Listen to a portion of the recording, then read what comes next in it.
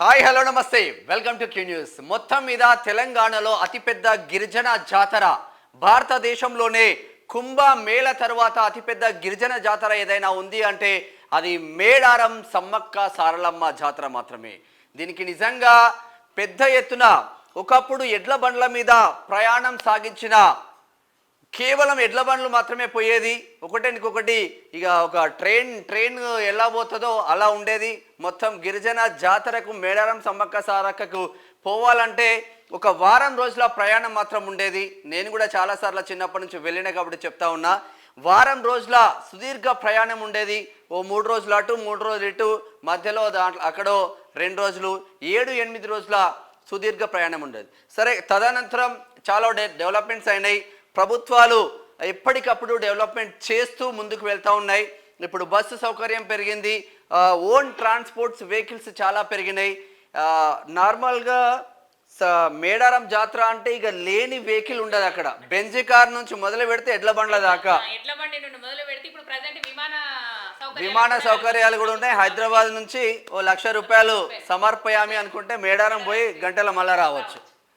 హన్మకొండ నుంచి కూడా ఒక 30,000 మనది కాదనుకుంటే వెళ్ళి రావచ్చు.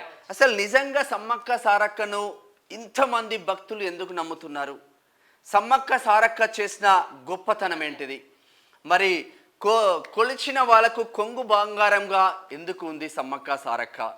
మరి అసలు సమ్మక్క సారక్క జీవిత చరిత్ర ఎక్కడి నుంచి స్టార్ట్ అయింది? ఒక్కసారి స్టార్ట్ చేద్దాం. మొదట దేవుళ్ళుగా కొలిసినటువంటి, ఇప్పుడు దేవుళ్ళుగా కొలబడుతున్నటువంటి సమ్మక్క సారక్క ఒకప్పుడు వీరవనితలు. అంటే వీళ్ళు కాకతీయ రాజైనటువంటి ప్రతాపరుద్రుడితో యుద్ధం చేస్తూ ఒక వీర మరణాన్ని పొందినటువంటి సమ్మక్క సారలమ్మ తల్లి కూతుళ్ళు. పగిడిద్దరాజుకు భార్య అయినటువంటి సమ్మక్క కరువు కాటకాలు రావడం వల్ల పన్ను కట్టాల్సినటువంటి సమయంలో కట్టలేకపోతున్నాము అని చెప్పి ప్రతాపరుద్రుడికి చెప్పుకున్నప్పటికీ కూడా ఇది అట్లా ఉంటే అసలు సమ్మక్క ఎక్కడ పుట్టింది, ఎక్కడ జన్మించింది, సమ్మక్క ప్రస్థానం ఎలా ఉందో చెప్పే ప్రయత్నం చేద్దాము. సమ్మక్క పుట్టింది జగిత్యాల జిల్లాలో ఒక అటవీ ప్రాంతంలో. సమ్మక్క ఒక పుట్ట మీద ఒక చిన్న పాపగా దర్శనమిచ్చింది. ఆ జగిత్యాల జిల్లా మేడరాజు అయిన కోయరాజు అయినట్టు మేడరాజు అప్పుడు పరిపాలించేది.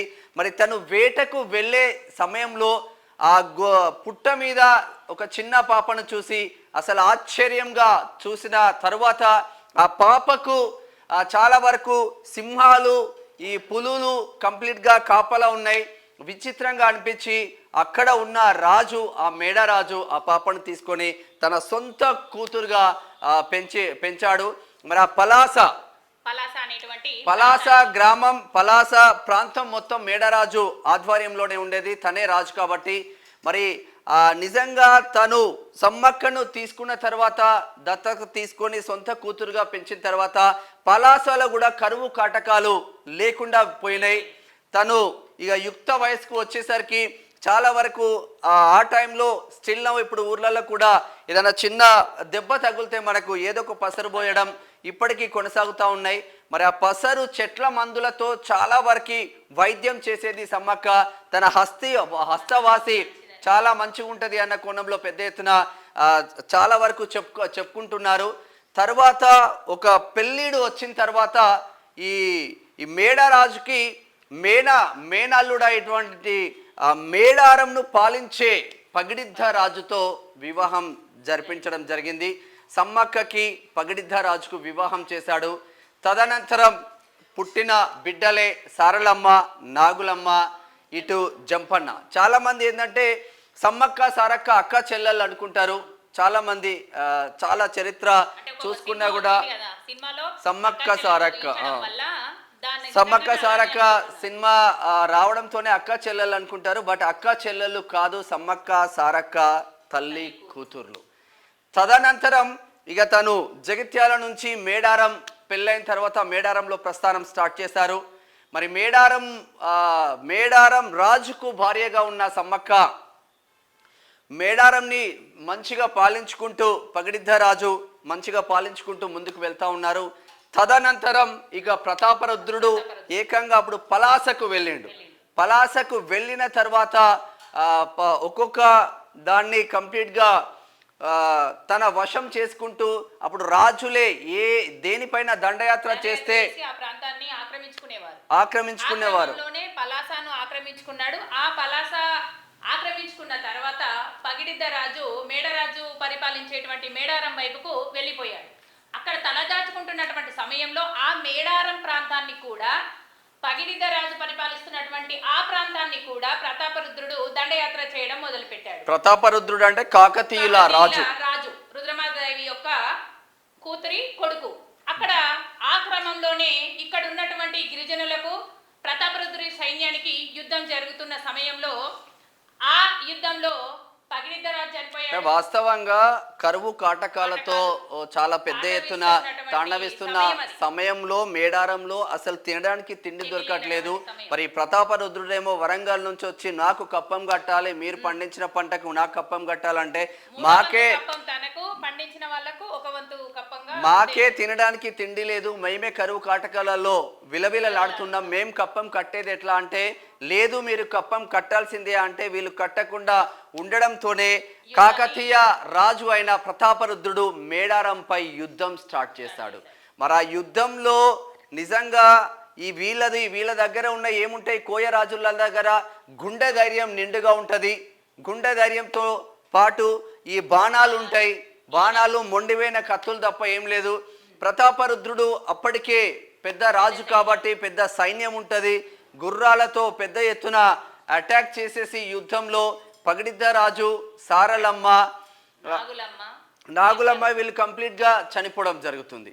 మరి చనిపోయిన తర్వాత వీళ్ళ చేతిలో నేను చచ్చిపోతే నా వీర మరణానికి ఇంకా ఏమీ ఉండదని జంపన్న కొడుకు అయిన సమ్మక్క కొడుకైన జంపన్న పక్కనే ఉన్న సంపెంగ వాగులో దూకి ఆత్మహత్య చేసుకొని తనను తనే కోసుకున్న పరిస్థితి మాత్రం ఉంది. అలా చనిపోయిన తర్వాతనే ఆ సంపెన్న వాగు కాస్త జంపన్న వాగుగా మారి ఎర్రగా మారిపోయింది.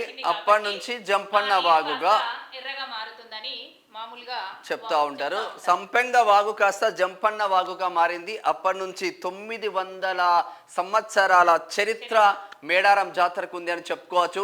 మరి తదనంతరం ఇటు భర్త చనిపోయిండు, ఇటు ఇద్దరు కూతుర్లు చనిపోయిండ్లు, ఇటు కొడుకు చనిపోయిండు. మరి ఏకాకిగా మిగిలిన సమ్మక్క ఏం చేస్తుంది, నార్మల్గా వేరే సిచ్యువేషన్లో అయితే లొంగిపోవడము ఏదో ఒకటి జరుగుతుంది, మా రాజ్యాన్ని కొంచెం ఉంచండి మీకు లొంగిపోతున్నా అని చెప్పడమో లేదంటే కంప్లీట్గా హ్యాండ్ ఓవర్ చేయడమో జరుగుతుంది.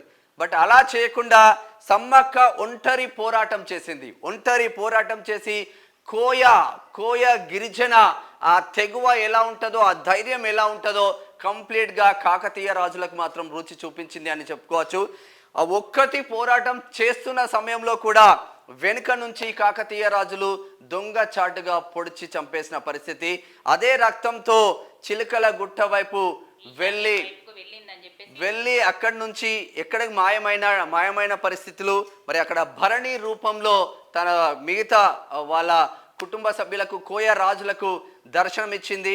మరి అప్పటి నుంచి ఇక ప్రతి 2 సంవత్సరాలకు ఒకసారి మీరు చెప్పండి, ఇక్కడ ఒక జాతర లాగా స్టార్ట్ చేయండి అని పైనుంచి ఆకాశం నుంచి చెప్పినట్టు గిరిజన రాజులు చెప్తున్న ముచ్చట్లు అవి.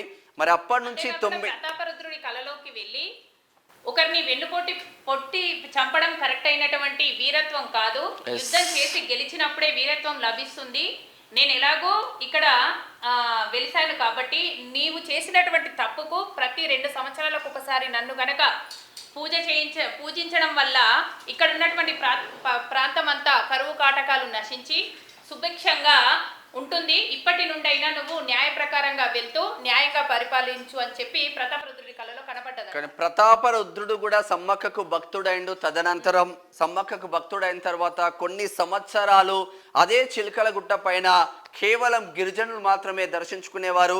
గిరిజనుల ఆరాధ్య దైవంగా సమ్మక్క మాత్రమే ఉండదు.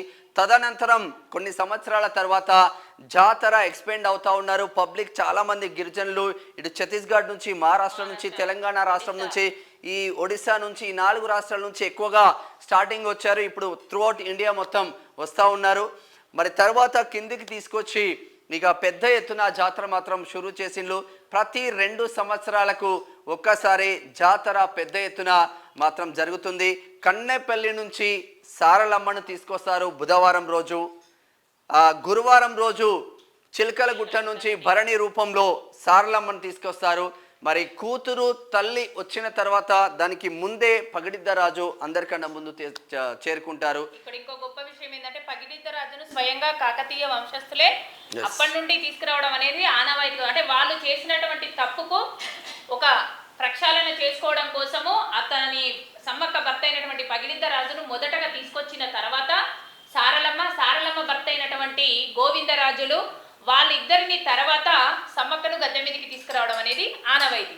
ఇది ఇంతకు ముందు ఎలా ఉండేది అంటే సారలమ్మను కానీ గోవిందరాజులను కానీ నాగులమ్మను కానీ వీళ్ళెవ్వరికి పూజలు అందించే వాళ్ళు కాదు. కేవలం సమ్మక్కకు మాత్రమే పూజ చేసేవారు. సమ్మక్క వీరవనిత కాబట్టి సమ్మక్కను మాత్రమే ఒక కుంకుమ భరణి అతి సామాన్యంగా మామూలుగా 6 పూజారులు కలిసి సమ్మక్కను ఆ చిలకలగుట్ట మీదనే పూజించుకుంటూ ఉండేవారు. ఇక్కడ 1940 వరకు అదే ఆనవాయితీగా సాగింది.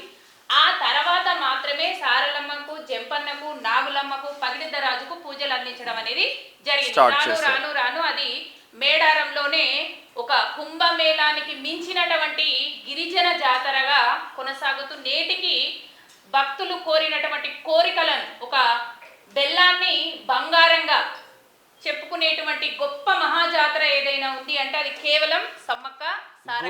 గుడి లేదు, గుడి తలుపులు లేదు అన్న పాట ఊరికనే రాలేదు. సమ్మక్క మేడారం పోయిన భక్తులు ప్రతి ఒక్కరికి చాలా మంది ఇంటింటికి వెళ్ళిన వాళ్ళే. ఏ గుడి ఉండదు, ఏ తలుపులు ఉండవు, కేవలం ఒక 2 గద్దెల పైన విగ్రహాలు కూడా ఉండవు. 2 గద్దెల పైన ప్రతిష్ఠిస్తారు. అదే గద్దెలు సమ్మక్క, సారలమ్మ, ఇంకో గద్దె పగిడిద్దరాజు. ఇక మనం వెళ్ళి దర్శించుకోవడమే. బుధవారం సారలమ్మ వస్తే గురువారం సమ్మక్క వస్తుంది. శుక్రవారం రోజు ఇక గురువారం నైట్ నుంచి కంప్లీట్గా జెన్యున్గా దర్శనాలు మాత్రం జరుగుతూ ఉంటాయి. మొక్కు చెల్లించుకునే వాళ్ళు దేవతలు అనుగ్రహంతో మొక్కులు చెల్లించుకునే వాళ్ళు మాత్రం గురువారం నుంచి స్టార్ట్ అవుతారు. శుక్రవారం కంప్లీట్ అవుతుంది. శనివారం మళ్ళీ ఇద్దరు కలిసి ఏ కన్నెపల్లికి ఇటు చిలకలగుట్టకు మాత్రం ప్రయాణం సాగిస్తారు. మొత్తం మీద 4 రోజుల జాతర మాత్రం అంగరంగ వైభవంగా జరుగుతుంది. ఒకప్పుడు గిరిజనులకే కేవలం గిరిజనులకే ఉండే సొంతమైన ఈ జాతర ఇప్పుడు కుల మతాలకు అతీతంగా అసలు తెలంగాణ రాష్ట్రంలో వెళ్ళని వాళ్ళు లేరు అంటే అతిశయోక్తి కాదు. దేవుళ్ళు ఉన్నవాళ్ళు అదే టైంలో వెళ్తూ ఉన్నారు. ఇంకా ఇప్పటికే చాలామంది సండే రోజు జస్ట్ మొన్న సండే రోజే కేవలం సండే ఒక్కరోజు 5 లక్షల మందికి పైగా దర్శించుకున్నారంటే ఇంకా జాతర ఎంత విశిష్టంగా కొనసాగుతుందో తెలుసుకోవచ్చు. చాలా వరకు అక్కడ వాస్తవంగా ఇప్పుడు డెవలప్మెంట్ చేస్తూ ఉన్నారు. చాలా వరకు డెవలప్మెంట్ చేస్తూ ఉంటారు. మొత్తం అటవీ ప్రాంతం, ఎక్కడ ఏ ప్రాబ్లం ఉండదు. చిన్న పిల్లల్ని తీసుకెళ్ళినా ఏ ప్రాబ్లం ఉండదు. చాలా రష్ మాత్రం హెవీగా ఉంటుంది. చాలా హెవీగా ఉంటుంది. ఎక్కువ అన్నట్టే కానీ అక్కడ ఉన్నటువంటి అడవి ప్రాంతంలో పులులు కానీ సింహాలు కానీ లేదంటే పాములు అలాంటివి అవి ఏవి అటాక్ చేసినాయి అనేటువంటి చిన్న వార్త కూడా అక్కడ వినము. అంటే అక్కడ తల్లులు ఉన్నారు అనడానికి ఒక మంచి నిదర్శనం. హాని అక్కడ జరగకుండా ఎలా అయితే భక్తులు వెళ్ళారో అదే సంతోషంతో తిరిగి వస్తారు. మళ్ళీ ఇంకొకటి ఏంటిదంటే ఇక్కడ ఏ దేవుడి దగ్గరికి వెళ్ళినా మొదటగా ఇంట్లో పండుగ చేసుకొని వెళ్ళి దేవుణ్ణి కొలుచుకొని మళ్ళీ వచ్చి ఇంట్లో కొలువయ్యేటువంటి జాతరలు ఎక్కడ లేవు.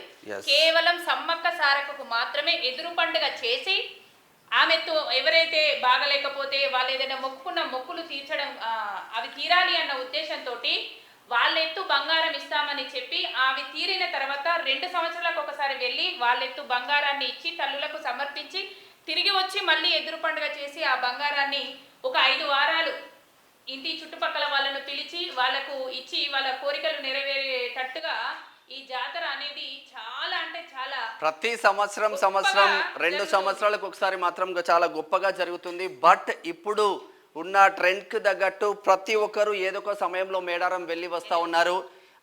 ఫిబ్రవరిలో ప్రతి 2 సంవత్సరాలకు ఒకసారి జరిగే మహాజాతరకి మధ్యలో మిడిల్ వన్ ఇయర్కి ఒకసారి కూడా చాలా పెద్ద ఎత్తున అంటే ప్రభుత్వ ఆదేశాలతో కాకుండా భక్తుల నమ్మకం కొద్దీ వెళ్ళి మొక్కుకొని రావడం జరుగుతుంది. ఇక ఎప్పుడైతే వాస్తవంగా ప్రభుత్వాలు దీన్ని నిర్లక్ష్యం చేసిందనే చెప్పుకోవచ్చు. ఎందుకంటే కుంభ మేళాని తలపించే విధంగా ఉండే మేడారం జాతరను జాతీయ జాతర కూడా ఉంటే నిజంగా కేంద్రం నుంచి కూడా నిధులు వచ్చేది. రాష్ట్ర సర్కార్ కూడా చాలా పెద్ద ఎత్తున మాత్రం నిధులు ఇవ్వడం లేదు అని చెప్పుకోవచ్చు. మరి ఏదో 2 ఇయర్స్కి ఒకసారి అవుతుంది పోతుంది అన్న కారణం నిజంగా మీరు డెవలప్మెంట్ చేస్తే ఇంకా డెవలప్మెంట్ చేస్తే చాలా పెద్ద ఎత్తున మాత్రం జాతరకి ఇంకా పెద్ద ఎత్తున భక్తులు వచ్చే అవకాశం మాత్రం కనిపిస్తూ ఉంది. మరి కంప్లీట్గా ప్రభుత్వ లాంఛనాలతో ఇటు కన్నెపల్లి కావచ్చు, చిలకలగుట్ట కావచ్చు, కంప్లీట్గా ఇక డిపార్ట్మెంట్తో ఉండి స్వయంగా కలెక్టర్ ఉండి మంత్రులు ఉండి యాజ్ పర్ రూల్ ప్రకారం తీసుకొస్తున్నారు పెద్ద ఎత్తున. ఎస్, చాలా గొప్పగా అమ్మను గద్దె మీదకి తీసుకొస్తూ ఉంటారు. అంతేకాకుండా ఇక్కడ మేడారంకు వెళ్ళలేనటువంటి భక్తులు చుట్టుపక్క తెలంగాణలో మరొక 10 ప్రాంతాలలో కూడా ఈ సమ్మక్క సారలమ్మ చాలా ఉన్నాయి. 10 ప్రాంతాలు కాదు, చాలా ఉన్నాయి కూడా ఉండొచ్చు. ఆ ప్రాంతాలకు వెళ్ళి ఆ మేడారం వరకు వెళ్ళలేనటువంటి భక్తులు ఆ అమ్మవారు బుధవారం గురువారము కూతురు తల్లి ఎలా వస్తుందో అదే రోజును ఈ ప్రాంతాలలో కూడా వాళ్ళను గద్దె మీదకి తీసుకొచ్చి ఈ జాతరను జరుపుకోవడం మరొక విశేషం. ఎవరికైనా మామూలుగా దేవుడు అంటే ఒకే దగ్గర, తిరుపతి వెంకటేశ్వర స్వామి అంటే ఒకటే దగ్గర కొలువై ఉంటాడు. కానీ ఇక్కడ తెలంగాణ ప్రాంతం మొత్తంలో సమ్మక్క సారక్క గద్దెలను ఏర్పాటు చేసుకొని అమ్మ ఇక్కడ ఉంది అని మనసులో వాళ్ళ కోరికలను కోరుకుంటూ నెరవేర్చుకున్న తర్వాత తిరిగి మళ్ళీ అక్కడికి వెళ్ళి వాళ్ళ యొక్క మొక్కులను అప్పచెప్పడం అనేది తెలంగాణ ప్రాంతంలో ఒక గొప్ప విశేషంగా చెప్పుకోవచ్చు మనం.